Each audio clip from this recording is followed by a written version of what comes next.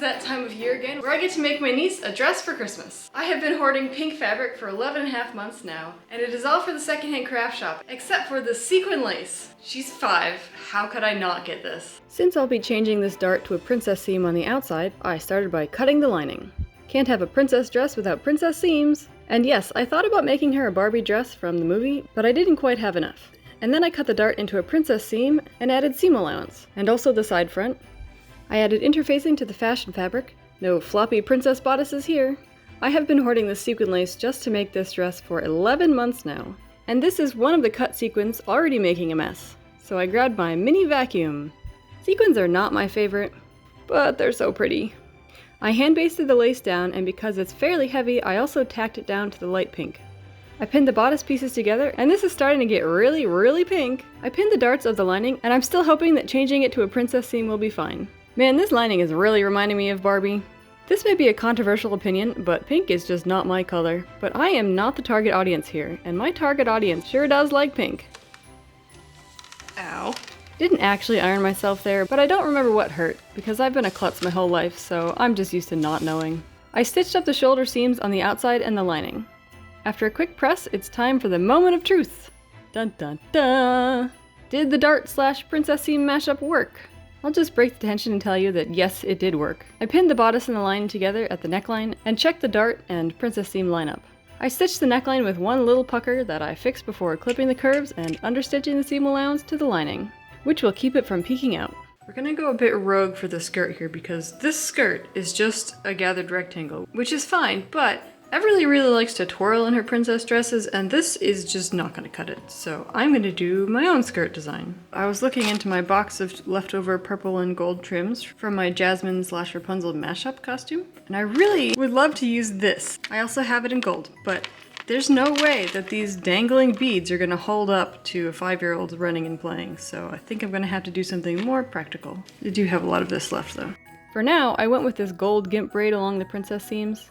I wanted the sleeves to be stretchy, and right before our wedding, I was given an entire truckload of free skating dress fabric, and this is its first debut!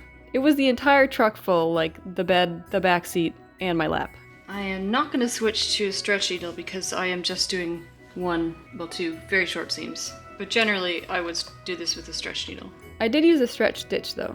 I just got out the glitter organza for the sleeves and the rest of the skirt, and wow, does this need to be washed. So I will continue this later. Instead, I serged the sequins in and took Em for a walk. Sequins are better than glitter, but they are all over now. The next day the fabric was clean, and I folded it into quarters to cut the flowy lower sleeve. I cut a weird lumpy oval with a donut hole in the middle. I cut down the long edges to make it 2 half-circle sleeves. Don't know why, but I don't seem to have any hot pink thread. I sewed up the back with a French seam to enclose the raw edges. I ironed the sleeves off camera because it's boring, but I am at a point now where I really need hot pink thread and I don't have any, but I was going to put in an order soon to wowek.com, which is my favorite sewing supply store, but before that I have to make my Cinderella corset so I can know how long the boning is. There's a spider, oh my gosh. So see you in a couple days. Just kidding, I was near a Joann's later that day, so I got to keep going. I used a zigzag stitch to hem the sleeves by stitching once, trimming and folding the edge over, and stitching again. And don't even get me started on the useless rolled hem foot. Ugh. I stretched the velvet upper sleeve to fit the organza hole. If I had pleated it, it would not stretch. I sewed the sleeve into the arm side, including a box pleat at the top for extra princess poof. And this dress is getting even more pink.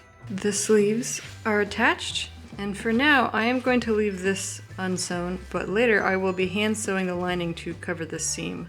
And then I took Em for her afternoon walk and got locked out. I am locked outside. And of course, I locked every door.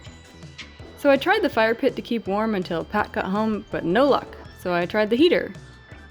Happy dance! But we were still stuck outside for a while. One defrosting and day later, it is time for the skirt. Maybe I won't be starting the skirt just now as it has turned into a dog bed. Hi, you are not part of this pattern. Excuse me. One of my friends once said, but dogs don't know what excuse me means. Emmy sure does. I cut the longest full circle skirt that I could for the best twirling. Emmy wants to be part of this project? Fine, we'll dance. She's not the biggest fan of dancing. With Em back to avoiding me out of embarrassment, I can cut the top layer of the skirt. After a few days of hanging, you can see just how much the bias stretched. I zigzagged the center front hem and finished it with a neat straight stitch. I measured the width of the center front bodice panel and pinned the center front overlay the same distance apart and basted these together. Time to make this skirt and shirt into a dress. And to keep the extra swoosh, I pleated the excess skirt on the back panel. I sewed this, which was entirely uneventful, so we're going to skip ahead. I could have recut the hem when it was still flat, but no, I had to do it this way. Yay me. I started narrow hemming the bottom until... Uh-oh. Guess I am actually gonna have to do that Waback order now. Once that came in, I finished up the overlay hemming. To hem the satin, I serged the bottom edge and did a single fold hem with a straight stitch. I also ironed this up, but it was boring, so I skipped filming it. Going to hopefully finish making this dress today. And I've been rethinking how much trim I actually want to put on this because I think my original plan might be going way too overboard, so we will see after it's done being made. Also, I have a really fun story about what happened to me at a Christmas party yesterday. Let me entertain you with that now. Don't worry, it's a short story, so it will fit while I put the zipper in. The Christmas party was at a casino, so on our way out we decided to actually try gambling, and it was my very first time ever pushing a button on a slot machine ever in my whole life, and I won the jackpot. This is literally Sarah's first bet. Literally her first bet. My bet of $2.70 won me $79, and I will go back to not being a gambler. It's like me in curling. No, not that curling. The one on ice. I curled once at a demo and got a bullseye, and as long as I never do it again, I will have a 100% success rate. Also, I painted my nails pink, but it is a very calm shade of pink, unlike this. I added some gold roses to the bodice before hand sewing the lining in. I also added flowers and some pleats to the drapey sleeves, and it was done! Or was it? Alright, it is done. And I'm not sure if I should keep putting more decorations on this like I had planned, or that it's... or if it's good like this. So I am gonna do an Instagram poll. Yes, oh spoiled one. And Instagram wanted me to add more blings, so bling montage time! Jingle bells ringing in my ear. Jingle bell, a sound that's oh so dear. Frosty the snowman is all around town. Watch out for reindeers are falling down. We stay up waiting for Santa tonight.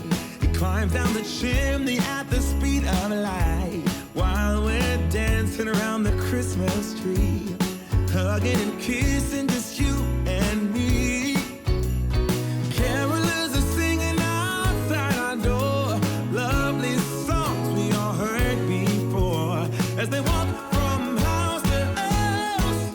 This is such a nice dress. I am really proud of this. I think I'm gonna have to make myself a chiffon dress because I really like how this is moving. Man, I really like working with organza because it's kind of floaty, but this is lovely and drapey, so I may have to plan a chiffon dress for myself soon. Also, someone got into the gingerbread houses, which is why she is now wearing the naughty side of her reversible dog bandana. The other side says nice, which she is definitely not on the nice list for. Someone is a little bit cold. And what did my niece think of this beautiful and very pink princess dress?